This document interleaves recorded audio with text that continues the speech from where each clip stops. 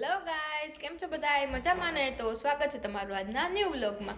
તો જો આજે આપણે મિક્સ વેજ પરાઠા બનાવવાના છે. તો તમને આજે બધી એની રેસીપી આપી દઉં, શું શું જોશે એમાં અને કેટલું કેટલું જોશે. આની પહેલાં પણ મેં રેસીપી આપેલી છે, પણ જ્યારે મેં વ્લોગિંગનું સ્ટાર્ટ કર્યું હતું ને ત્યારે સૌથી પહેલાં મેં વ્લોગ એ બનાવ્યો હતો. તો એ પછી તો ઘણા બધા સબસ્ક્રાઈબર વધી ગયા છે આપણા. તો કીધું ચાલો હવે આપણે પાછી રેસીપી આપી દઈએ, એટલે બધાને જો મિક્સ વેજ પરાઠા ખાવાની ઈચ્છા થાય તો રેસીપી જોઈને કરી લઈએ. એકદમ બહુ સરસ બને છે. તો ચાલો હું તમને એની રેસીપી આપી દઉં, અને જો તમે લોકોને ભાવે છે કે નહીં તો જરાક મને કમેન્ટ કરજો. અને હા, ગઈકાલનો વ્લોગ જોયો કે નહીં, અમદાવાદ વાળો? એકદમ મસ્ત છે. અને એનું જે કાફે હતું ને, જે કોમાબાઈ કાફા કરીને, એ બહુ સારું એવું કાફે છે. તો જો તમે લોકો અમદાવાદ જાઓ તો એવું જરૂર મુલાકાત લેજો, કેમકે મને સ્પેશિયલી બહુ ગમ્યું. તો તમે લોકોને પણ જો સારા એવા કાફેની વાઇબ્સ જોતી હોય તો તમે લોકો ત્યાં જઈ શકો છો. ચાલો તો હું તમને રેસીપી આપી દઉં. જો આપણે પનીર લઈ લીધું છે, ખમણી લીધું છે, ને ચીઝ લઈ લીધું છે, પછી કેપ્સિકમ, કોબી અને બાફેલા બટેટા, અને આ છે ડુંગળી, બીજા બધા મસાલા અને મીઠું. તો ચાલો, હજી બીજું બધું વસ્તુ આવશે, પણ શું શું આવશે ને એ હું તમને આગળ જેમ જેમ બનાવશું ને એમ કહેતી જઈશ. ચાલો તો હવે આપણે બનાવવાનું સ્ટાર્ટ કરીએ. તો જો સૌથી પહેલાં આપણે પેન લઈ લીધી છે, તો હવે એમાં આપણે તેલ ને બધું નાખીને કરી દઈએ સ્ટાર્ટ. તો સૌથી પહેલાં આપણે તેલ લઈ લેશું. 2 પાવડા જેટલું તેલ એડ કરી દેવાનું છે. તેલ ગરમ થાય પછી આપણે એમાં જીરું એડ કરવાનું છે. અડધી ચમચી જેટલું જીરું. જો હજી તેલ આવ્યું નથી, જો જરાક ગરમ થાય ને એટલે આપણે એમાં જીરું એડ કરી દઈશું. થવા માંડ્યું છે જો. હવે આપણે એમાં એડ કરવાનું છે કોબી અને કેપ્સિકમ, 2 એડ કરી દેશું આપણે એમાં.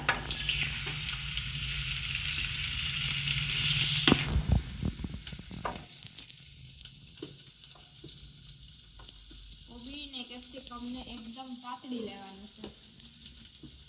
થોડુંક આપણે મીઠું એડ કરી દઈએ એટલે એકદમ મસ્ત એવું સતળાઈ જાય.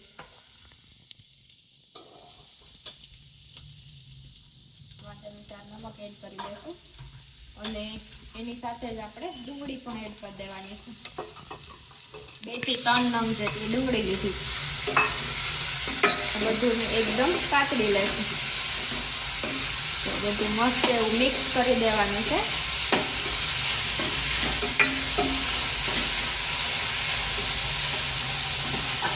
જો આ બતાવો બધાને, એકદમ મસ્ત કેવું સરસ લાગે છે. ગ્રીન ને વ્હાઈટ ટાઈપ ને ઓનિયનના કલર એકદમ મસ્ત લાગે છે ને. ચાલો તો હવે આપણે એને ધીમા ગેસ ઉપર થોડીક વાર ચડવા દઈએ. આપણે એને ઢાંકી દઈશું થોડીક વાર માટે. 5 મિનિટ આપણે કરવા દઈશું, પછી આપણે પાછું જોઈ લઈશું. ઓકે, ચાલો તો થોડીક વાર થઈ ગઈ છે. હવે આપણે જોઈ લઈએ કે કેવું થઈ ગયું છે. તો આ થોડુંક તો ચડી ગયું છે, હજી આપણે એને થોડીક વાર ચડવા દઈશું. જો આ ત્રણેયની સ્મેલ એકદમ મસ્ત આવે. હા હા હા, અપનંબર ખાવાની ઈચ્છા થઈ જાય. ચાલો તો આપણે થોડીક વાર પાછું ઢાંકી દઈએ, અને પાછું થોડીક વાર પછી જોઈ લઈશું એટલે મસ્ત એવું ચડી જશે. તો આપણે ગ્રીન ચટણી પણ મસ્ત બનાવી લીધી છે. તો આમાં આપણે તીખા મરચાં, કોથમીર અને એની જે દાંડલી હોય ને પાછળની એ પણ એડ કરેલી છે, અને મીઠું, લીંબુ, અને મેં ગોળ નાખ્યો છે ખાંડની જગ્યાએ. બસ થોડુંક એવું પાણી નાખી અને હલાવી લેવાની. તો જો કેવી મસ્ત એવી આપણી ચટણી રેડી થઈ ગઈ છે ને, એકદમ મસ્ત. તો જે આ પરાઠા ભેગી ખાવાની બહુ મજા જ આવે. જો તમારે સરખી પ્રોપર રેસીપી જોતી હોય તો કમેન્ટ કરજો, તો હું તમને આની પણ રેસીપી આપી દઈશ મસ્ત. ચાલો તો પાછું આપણે એકવાર જોઈ લઈએ. જો તો હવે 70% જેટલું છે ને શાકભાજી બધું આપણું ચડી ગયું છે. તો આપણે આટલું જ ચડવા દેવાનું છે. થોડુંક ક્રન્ચી રાખવાનું છે. હવે જે આપણે બટેટા લીધા હતા બાફેલા એ એડ કરી દઈશું.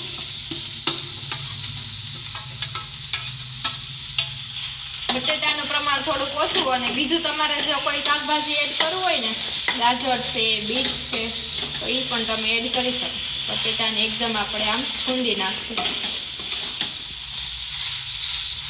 તો જરાય ઓલું નહીં રહેવા દેવાનું, બટેટાનું કટકા જરાય ન રહેવા જાય, બાકી આપણે જ્યારે પરોઠું વાંચીએ ને ત્યારે આપણે તૂટતું જશે. તો આનાથી એકદમ તૂટશે નહીં પરોઠું. ચાલો તો જો આ એકદમ મસ્ત એવું કરી નાખ્યું છે. હજી થોડું ચડશે ને એટલે હજી એકદમ મસ્ત થઈ જશે. હવે આપણે આમાં પનીર એડ કરી દેવાનું છે. 500 ગ્રામ જેટલું પનીર લીધું છે આપણે. નહીં સોરી, 100 ગ્રામ જેટલું પનીર લીધું છે, 500 ગ્રામ નહીં, સોરી સર. અને એની સાથે જ આપણે ચીઝ લઈ લીધું છે, એ પણ એડ કરી દઈશું. અને મસાલામાં આપણે ધાણા જીરું એડ કરવાનું છે.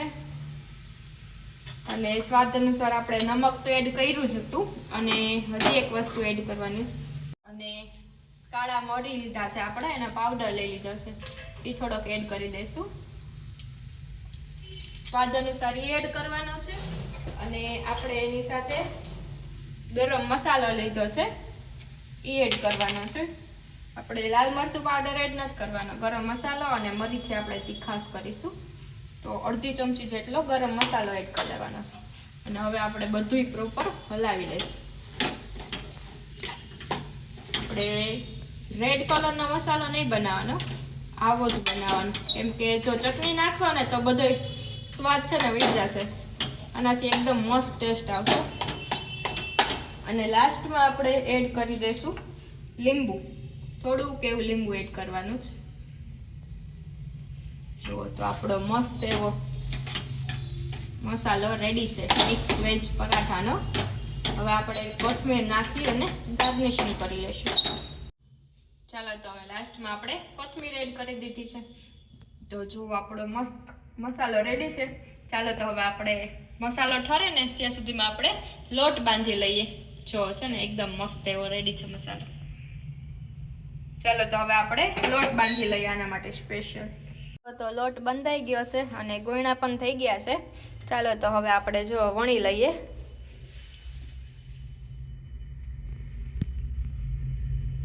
તો આ રીતે આપણે ડો લઈ અને વણી લેવાનો છે. જો આટલું થોડું કેવું મોટું કરી અને પછી આપણે આમાં મસાલો એડ કરી દઈશું. એટલો મસાલો એડ કરી અને પછી આ રીતે આપણે એને વાળી લેવાના છે. મસ્ત આમ ઉપર પોટલી થાય ને એ રીતનું વાળી લેવાનું છે. અને પછી આ સેજ ઉપરનું કાઢી લેવાનું.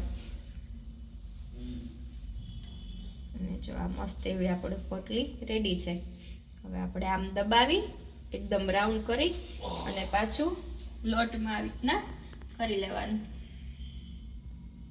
ચાલો તો હવે આપણે વણી લઈએ. રાઉન્ડ પરોઠું રેડી થઈ ગયું છે. જો સેજ આમ નીકળે ને તો આવી રીતે કરી લેવાનું. તો ચાલો હવે આપણે એને લોઢી ઉપર મૂકી દઈએ અને મસ્ત એકદમ ગોલ્ડન બ્રાઉન કલરનું થાય ને ત્યાં સુધી આપણે એને ચડવા દઈશું. જો એક સાઈડ ચડી જાય ને વ્યવસ્થિત પછી આપણે બીજી સાઈડ પલટાવી લેવાનું છે. જો તો આપણી લોટી તો ગરમ જ હતી. તો જો હવે આપણે આમ પલટાવી લઈએ. જો થોડુંક તો ગોલ્ડન બ્રાઉન કલર થઈ ગયો છે, પણ આપણે એકદમ મસ્ત બધી સાઈડથી ચડવા દેવાનું છે.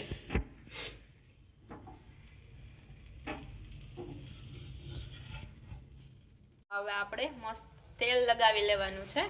આવી રીતે જો તમને જેમ ફાવે એમ. હું તો આવી રીતના તવીથાથી જ લગાવું બધી સાઈડ. જો મસ્ત એકદમ થઈ ગયું. હવે આપણે આને ઉલટાવી લેશું. જો હવે આપણે બીજી સાઈડ પણ તેલ લગાવી અને ચડવા દેવાનું છે.